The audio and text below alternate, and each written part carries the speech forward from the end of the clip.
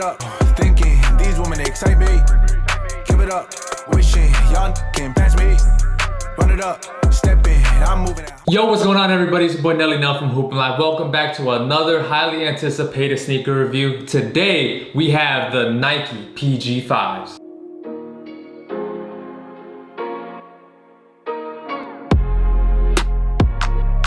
Following a very disappointed PG4 and playoff performance last year, things weren't looking too great for PG. Fast forward a few months, we then had some leaks of his upcoming signature sneaker, the new PG5s, and a lot of us were like, including me, were like, yo, those ain't it, bruh. But now actually having them in hand, they don't look all that bad. Plus, they actually look pretty slick on foot. Also, there have been pictures of upcoming colorways that look really, really good. The PG line has always been a very good performance hoop shoe, except for the 4s. So what about the 5s? Does it fall in the very good tier, or does it fall into the more solid and like disappointing tier?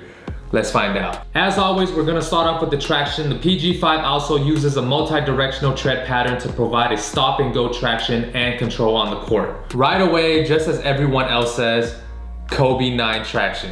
The outsole is pretty much identical, if not it is identical to the Kobe 9 traction. So I know a lot of y'all are thinking, oh my God, Kobe 9 traction must be godly traction and grip, but that's not the case here. Even though they do got an identical mold for their traction pattern, they are not the same. But hold on, don't jump the gun too fast. They might not be up to par with the Kobe 9 traction, but they are still pretty good. Think of it this way, if the Kobe 9 traction is a 5 out of 5, these right here are a really good 4 out of 5. The traction grips really well, it gives you a lot of bite. Like I said, not as much as the Kobe 9, because those are like insanely godly traction, but you know, you're still getting a pretty good amount. The outsole is actually more sturdy and durable compared to the Kobe 9s, where it does hold up well outdoors. Moving on to the materials, the PG5 has a combination of mesh and synthetic panels that surround the shoe. The materials on these, they're not great, all right? They're not great. They're not premium at all. They don't feel premium. You're not getting premium materials on the PG5. However, that doesn't mean they're horrible. They do get the job done. Like most of its previous models, the PG5 feels really light,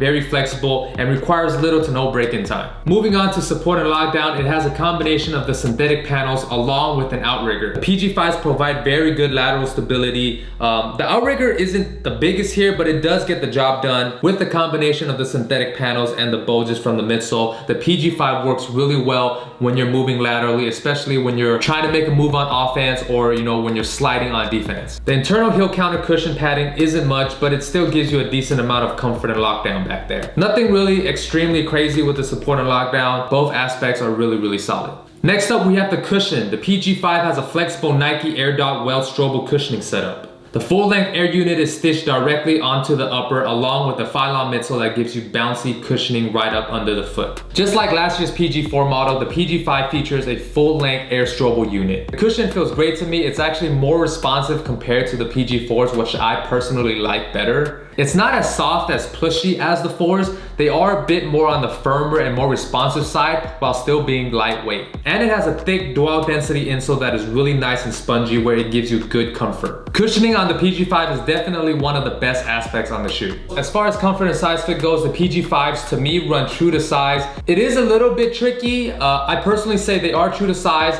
but the length is actually a little bit short, especially up here, where it gives you more of like a snug-like fit. So for those of you guys who like a snug-like fit, I would say go true to size. But for those of you guys who like a bit more wiggle room up there in the toe area, I would recommend go a half size up. Especially wide footers, I would recommend to go a half size up, because the shoe, it's pretty standard. It's not like narrow. I would say it falls between narrow and standard, somewhere along the lines of that. But definitely recommend you guys, if you guys can, try it out in stores before you guys cop. The shoe for sure is a bit snug all around in the beginning, but gets better after some break-in time. The overall comfort on the shoe, I would say, is pretty good. I didn't have any issues at all. The cushioning feels really good. The materials, like I said, they don't feel premium, but you know, they didn't hurt my feet whatsoever. So comfort's still good on that aspect. As far as pricing goes, the PG5s retails for $110, a really affordable price point, especially for the amount of tech that you're getting in a hoop shoe.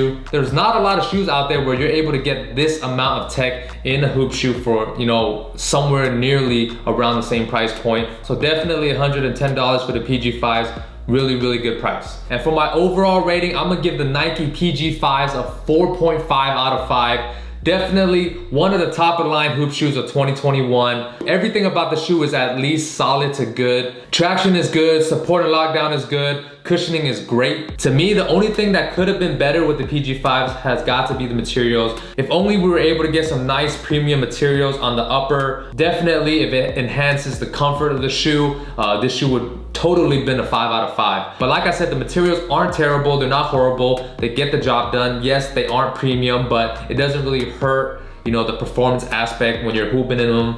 Like I said, they just don't give you like super comfy premium comfort, but hey, they're still solid and they get the job done. And with the 110 price point, it makes it a really affordable shoe for the amount of tech that you're getting in a performance hoop shoe. That pretty much just tops it all off. And with more fire colorways coming soon, I can't wait to see what Nike and PG cooks up. I know PG has been cooking it up on the hardwood floor compared to his disastrous playoff performance last season, but you know, hey, we'll see. Maybe the PG5s are a really good hoop shoe where, you know, he's able to, you know, cook it up. So I'm really looking forward to seeing, you know, what's to come, you know, with Nike, PG, and who knows, maybe they'll go further in the playoffs. Maybe he'll get his nickname Playoff P back. We don't know, but hey, PG5s, definitely a must cop. Hope you guys enjoyed that sneaker review on the Nike PG5s. Definitely one of the top of the line hoop shoes in 2021. Make sure you check them out. In the comment section below, let me know what were some of your thoughts on the PG5s. Do you guys like them? Do you guys dislike them? And for those of you guys who do have it and have hooped in them before, how well did it perform for you guys? Do you guys agree with some of the things that I said or disagree? Lastly, let me know what other sneakers you guys would like to see me review. Make sure to check out these 2 other sneaker reviews at the end. Check out my social medias. All that will be in the description box down below. And until next time, it's your boy Nelly Nell from Hoop Life, and I'm out. Peace. Nice beat, give it up, thinking these women they excite me. Give it up, wishing y'all can pass me. Run it up, stepping, I'm moving at high speed. Yeah.